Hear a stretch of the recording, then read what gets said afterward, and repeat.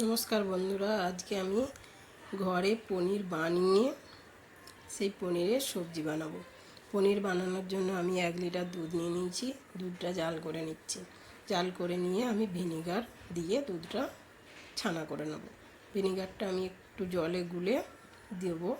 দুধটা ফুটে গেছে, ভিনিগারটা এবার জলে গুলে দিয়ে দিচ্ছি।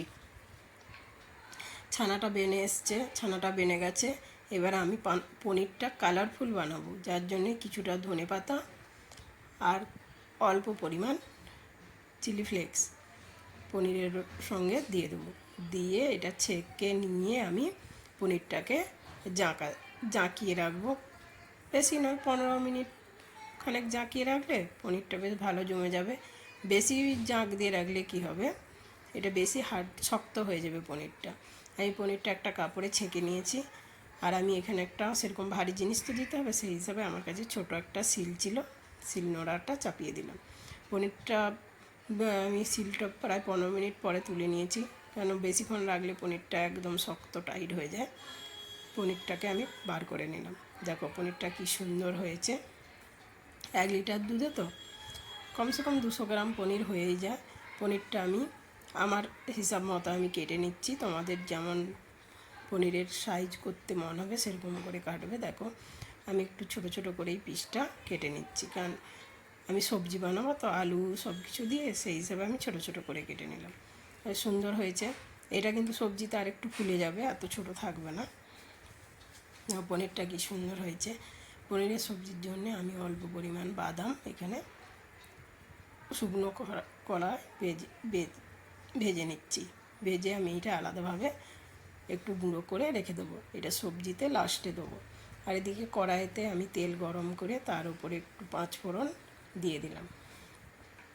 এবার শুকনো লঙ্কা, আমি আমাদের বাড়িতে শুকনো লঙ্কা একটু কম খাওয়া হয়, সেই হিসাবে আমি কাঁচা লঙ্কা দিলাম।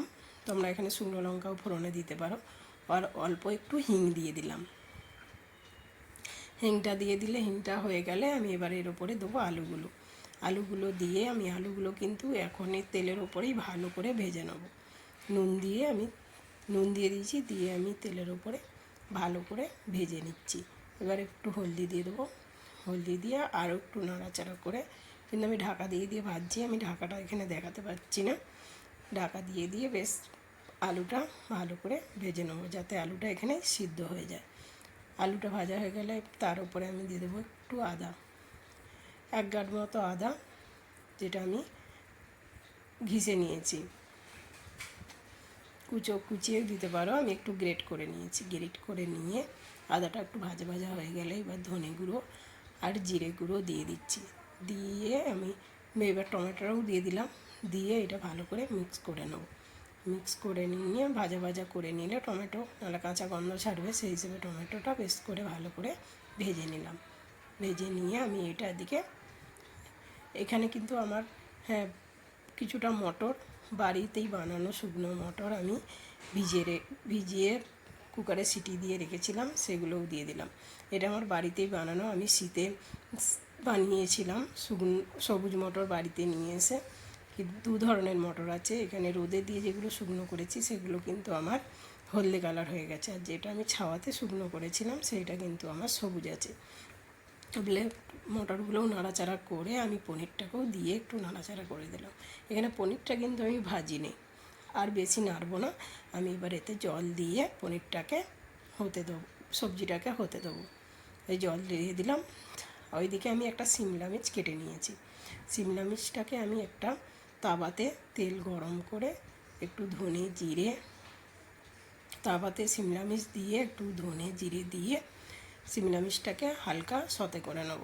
হালকা করে ফ্রাই করব, খুব ভাজা ভাজা করব না, হালকা ফ্রাই করে নিয়ে আমি সবজির ওপরে দিয়ে দেবো। শিমলা মির্চটা প্রায় আমার হালকা ভাজা মতো হয়েই গেছে। এবার সবজির ওপরে দিয়ে এটা আরেকটু ফুটিয়ে নেব। নেওয়ার পরে একটু ধনেপাতা আর গরম মশলা দিয়ে আমি সবজিটাকে ফুটিয়ে নিয়ে বন্ধ করে দেবো। বন্ধুরা, নিরামিষের দিনে এরকম একটা সবজি তোমরা বানাবে, দারুণ লাগে। রুটি পরোটার সঙ্গে খেতে দারুণ লাগে, নিরামিষ একদম। আর এই যে বাদামটা আমি ভেজে রেখেছিলাম, হালকা গুঁড়ো করে নিয়েছি, এখন লাস্টে আমি বাদামটা দিয়ে দিলাম। এই বাদামটার জন্য সবজিটার যে একটা স্বাদ দেবে একদম আলাদা হয়ে যাবে। আর রুটি পরোটার সঙ্গে খেয়ে দেখবে দারুণ লাগে, দারুণ দারুণ টেস্টি। দেখো একবার বানিয়ে দেখবে কেমন লাগে, অবশ্যই কমেন্ট করে জানাবে কেমন হয়েছে সবজিটা।